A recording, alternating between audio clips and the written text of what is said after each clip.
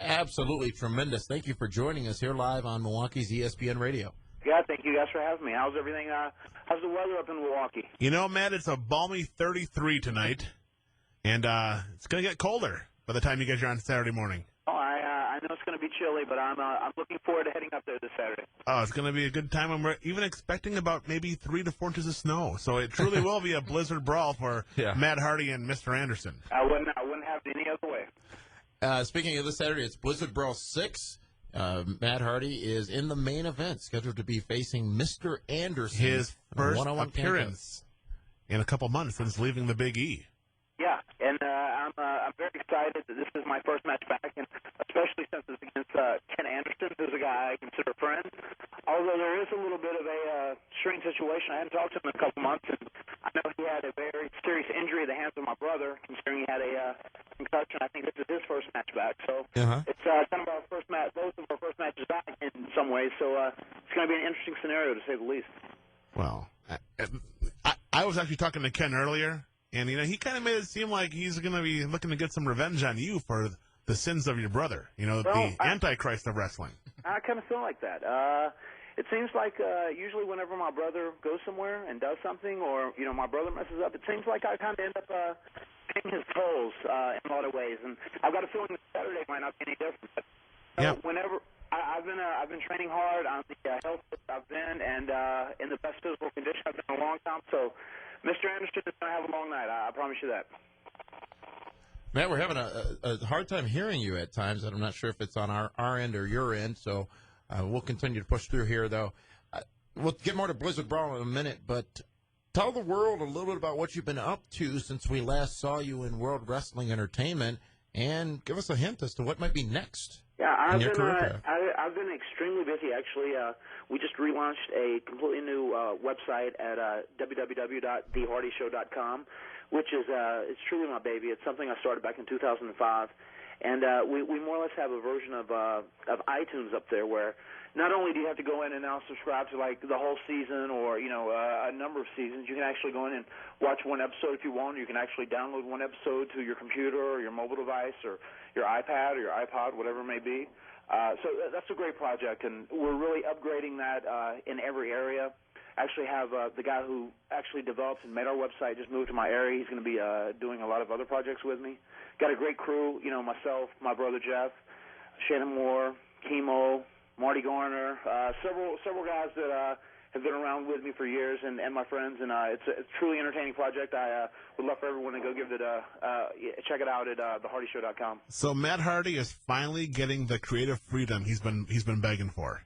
Yeah, the handcuffs are finally off, and you know, I've got a lot of cool things lined up. Some things I can talk about, some things I can't. Actually, this last weekend just filmed an episode of The Marriage Rep with my buddy Chemo and his wife. Had a little special guest appearance in there.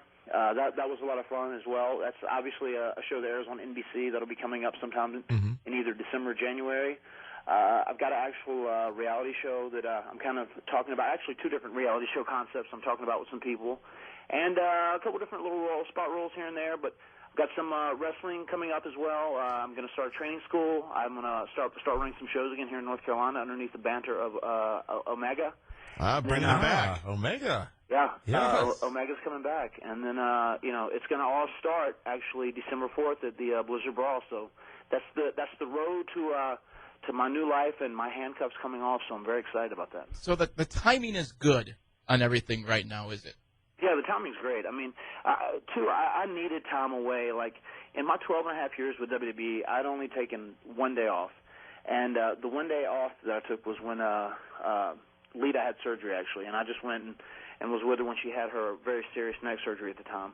And besides that, I've worked every day that I've been there, you know, without missing any bookings. And my body had been in pretty rough, pretty bad shape. And I came out, and there's several new therapies that I've been doing for my back and hips. And then I've really cranked up and intensified my training a lot. And I've really got my body back where I needed to be. And in some ways, as odd as it sounds, it's almost like I had to leave WWE to get that time and kind of get where I needed to be, both physically, mentally, and emotionally. Now, without getting further into it than we want to, you were very vocal about your last couple of months in WWE, and a lot of other people were reporting a lot of things about your last few months in WWE. You were very public and very adamant about wanting those handcuffs off, as you talked about earlier. Yeah, I mean, I really was. I got to the point where it was very frustrating for me. I mean, one, because my body was so beat up, and I wasn't getting time off. Whether I asked for it or not. I really do. There's a lot of things that I disagree with that the wrestling media, puts out and publicizes. But one thing that I do agree with is maybe mandatory time off for guys. Mm-hmm. At least letting guys get time off the hill, because I can tell you after a number of years, I mean, it's when you wrestle and that's your job and you're a professional wrestler, being slammed on wood and steel is not what the body was meant to do. Right. So, we can go out and do it to a degree, but you can't do it nonstop, for X amount of years without, doing damage to your body. You have to take some time off and take care of yourself and let yourself heal. But between, the way my body was hurting and the way I was beat up, and I'd had so many injuries over the last couple of years, and then creatively, too, they decided to go with the youth movement, which I understand. It's Vince McMahon's company, and he certainly has the ability to run it any way he sees fit, but I definitely felt like I had more to contribute and more to offer than they were allowing me to offer. So sometimes in life you just have to, leave one era and enter the next. And for me, I thought it was that time, and I was going to do whatever it took to make sure that I was able to do that. When you mentioned the youth movement, Matt, while you were there, you worked with Sheamus, Alberto Del Rio, and The Miz. 3 guys that they're really starting to let them run with the company. Of those 3 guys, who do you think, can take the ball and run with it? Well, one thing I'll give Miz. Miz has really been a hard worker, because he did come in and no one saw fit for him. People, they put they typecast him as being a reality star that wasn't going to be a pro wrestler, and he really did work really hard to get to where he wanted to get. I remember in the earlier days, I was one of the few guys that would actually, work with him and help him and teach him when a lot of the other guys wouldn't say anything, if they had to be involved with him in a match and whatnot. So the one thing I can say about the Miz is he's great as far as personality goes and as far as work ethic, and he's really came so far in that amount of time. Sheamus has as well. Sheamus has got a great look, got a lot of potential as far as going forward. And then I thought Alberto Del Rio is actually good too. I mean, those are 3 of the guys that I think really stand out that they should be using in a good light now. So you pick 3 of the best, I think. We're going to take this opportunity to take a quick time out. When we come back, we're going to talk more about what's next in the wrestling world for Matt Hardy. A little more information on the Hardy Show. We've seen some episodes of that, and they're always noteworthy, of course. And talk more about Blizzard Brawl coming up this Saturday right here in Waukesha, Wisconsin. This is the award-winning Pro Wrestling Report. We're live on 540 ESPN and streaming on ESPNMilwaukee.com. Oh, yeah! Welcome back to the award-winning Pro Wrestling Report here on 540 ESPN. We're streaming live at ESPNMilwaukee.com. We're live on Tuesday, November 30th, 2010. Damian Nelson here along with the Cause, Frank Cosentino, and David Hero. And our guest right now, appearing for the very first time on this program, world-renowned Matt Hardy. Welcome back here on the Pro Wrestling Report. And good discussion in that first segment. We want to continue talking more about Blizzard Brawl this Saturday coming to southeastern Wisconsin. Waukesha's Matt's first appearance at Blizzard Brawl. His first Blizzard Brawl. Joining the likes of Mr. Anderson, Al Snow, Hurricane Helms, who was on this program a couple of weeks ago as well. Rhino. Demolition, Action Smash, Brutus the Barber Beefcake, Greg the Hammer Valentine, Serena Deeb, ODB, Tracy Brooks. Scotty Too Hotty. And more. Matt, what's it like working these? You talked about starting up Omega again, starting up the training facility. What's it like working these smaller, more intimate, independent events? I mean, for me, it's kind of fun just because when you're work a smaller, more intimate event, you're able to interact with people a lot more. There's not as much of a limit on you as far as like what you can really do and the time you can take. It really is.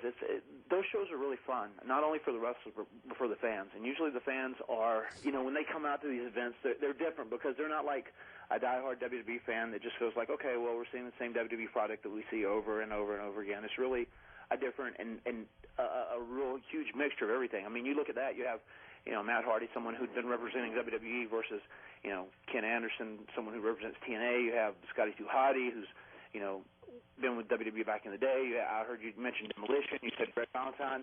You have such a great combination of different people, which makes it such an interesting show. Matt, you've obviously wrestled many greats throughout your career. Is there a wrestler out there that you would like to just have that one last match with, or a match with? Well, I got to wrestle pretty much everybody through, that came through WWE's doors, obviously. But the one person I would like to wrestle that I never have would be Hulk Hogan. And obviously he's, nearing the end of his career. But, who knows? Never say never. You never know what can happen in the wrestling business. Wow. I guess that leads to our next question. Hulk Hogan, TNA Wrestling. Your brother's down there. Mm-hmm. It makes perfect sense, but, I think there's room for one more immortal because they keep kicking people out. Yeah, we will definitely see. I mean, obviously I get that question, 3, 4, 5 times a day, and it would be a natural fit. I don't see eye to eye with everything that Jeff Hardy, the Antichrist, particularly does, but considering my history with Jeff and that we are blood brothers and that we're family, that's definitely a possibility. So never say never. Yeah, I mean, well, with Jeff being as popular as he was, mm-hmm. and then for him to to find his dark side with Hulk Hogan, Eric Bischoff, and Jeff Jarrett, it must have been an interesting time in the Hardy household. Yeah, it definitely was interesting because this is very different for Jeff. Jeff's never truly been dark like he is right now. I mean, the whole while that he's been wrestling. Mm-hmm. When we first started, there were times where he was a bad guy, so to say. But this is truly the darkest, furthest down the road he's gone. And I think in the end, it's ultimately going to make Jeff more popular when it's all said and done. Just because Jeff has once again been typecast by a lot of males, especially older males, as being, like a guy who the kids dig and the young girls dig. But now Jeff has an edge to him, and he's very cool and very trendy. And I think ultimately one day again Jeff will be on the other side of the fence, and I think this whole Antichrist and this whole era will actually work wonders for him when that time comes. Well, what I would like to see is Matt and Jeff teaming up one more time and showing what Hardy's light, Jen Me, what it's really like to be. You know what I'm saying? Yeah, that would be fun. I dig those guys. It's Jen Me. Just add water, you get Hardy's light. As we talk about TNA and the possibility of that, of course, generally that's where the speculation goes when someone leaves one company, is that they're going to automatically go to the other. But you mentioned earlier starting up training school, getting back into the Omega thing. You've got a lot of other things occupying your time right now. Yeah, no, I really do. I mean, I am wearing a lot of hats. I am spinning a lot of plates. And, if I didn't go back to wrestling, I would, because I've taken steps and measures to make sure that I was secure. I was, real smart with my money during WWE, and I made sure to start up different businesses and different investments. So, I was thinking about the future. I knew that, the WWE wasn't going to be forever. And, I guess, the time came before I actually thought it would. And to me, honestly, it felt right. They were going through a transition, and just with my life and where I was at that time, it was just time for me to move on. And really excited about the future. 2011 is going to be a great, great year for me because, when you're with WWE, WWE is not just a job. It is truly your life. Mm-hmm. Everything you do is either with WWE or has to be done through WWE's permission. When you're away from WWE, it's possible to live underneath your own rules and do things like you want to do them. And I'm truly like that. I'm a person that likes to be creative. I'm a person that likes to, do things different. I definitely am.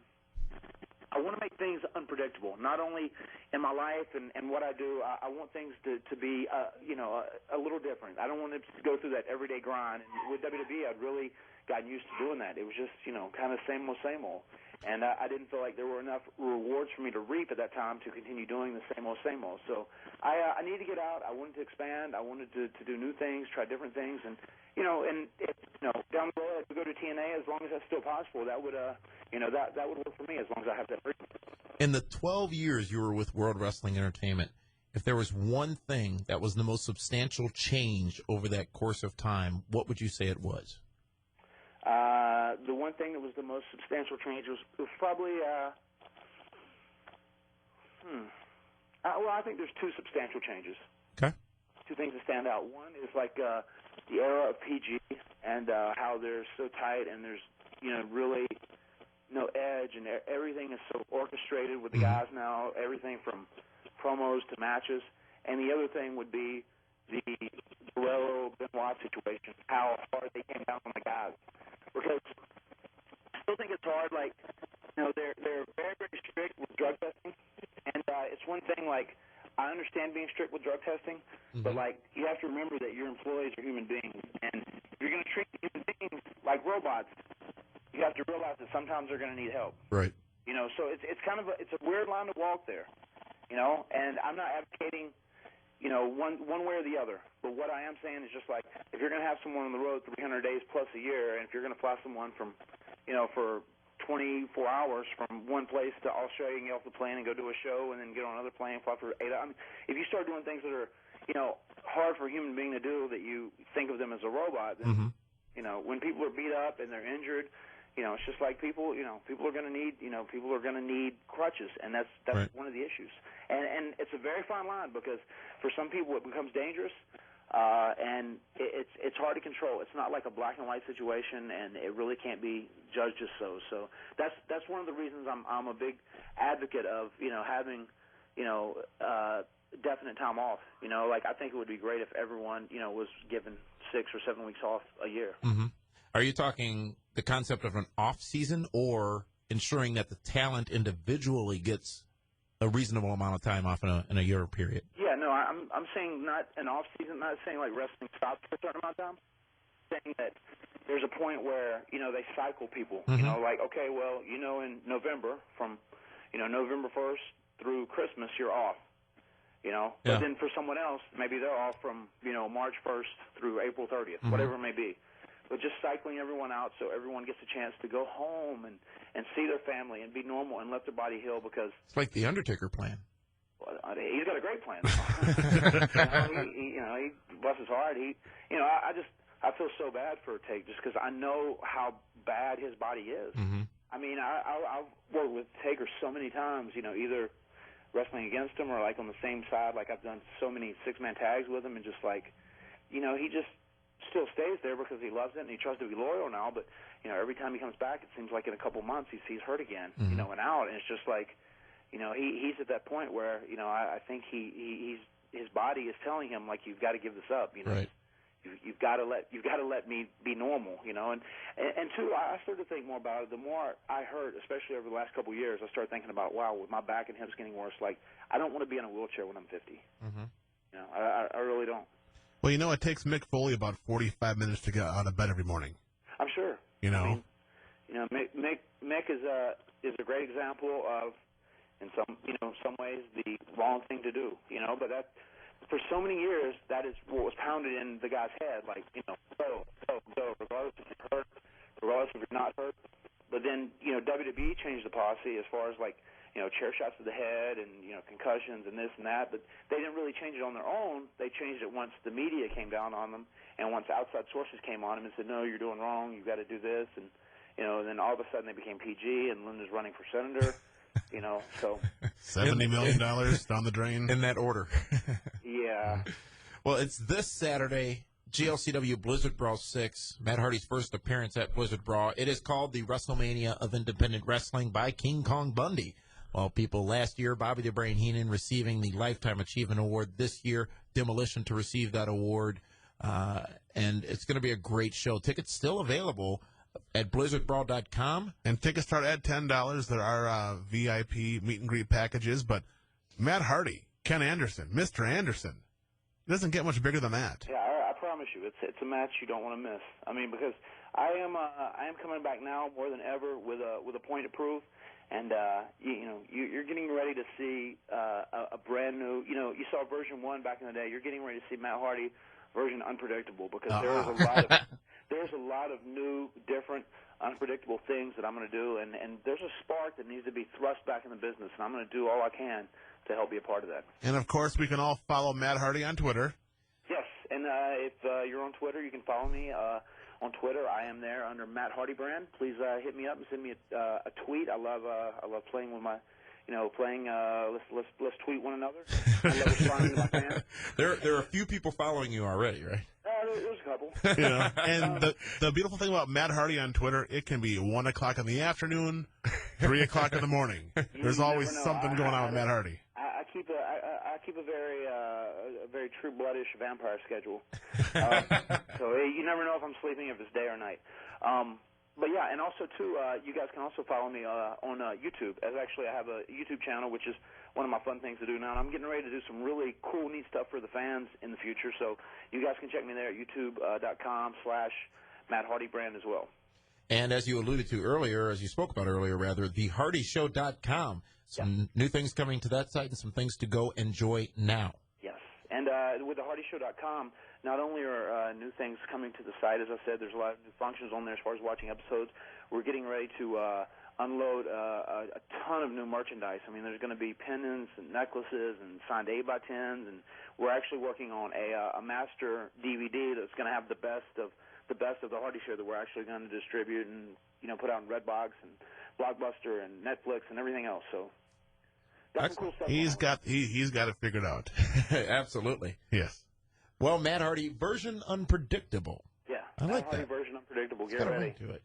That's my next move. Well, we know that you will be in Milwaukee Saturday. We look forward to seeing you. We want to thank you for joining us on this program. Hope to have you on again very soon, and look forward to seeing you Saturday at Blizzard Brawl, blizzardbrawl.com. In the meantime, go to thehardyshow.com to get all the latest information about Matt Hardy. Matt, thanks for joining us. No, thank you guys very much. I had a great time with you, and it's always a pleasure and an honor to speak with people that are very knowledgeable about the business. And to everyone listening out there, make sure to come out. Blizzard Brawl, I promise you, it will be well worth the price of admission. And myself and Mr. Anderson were longtime friends/rivals, and considering Jeff split his head open, it should be a pretty good wrestling match. You're the first Hardy he's getting his hands on after that happens. Yeah, right. So, once again, I'm paying for my brother's. There you go. All right. This is you, the Matt. award-winning Pro Wrestling Report on 540 ESPN, streaming live at ESPNMilwaukee.com.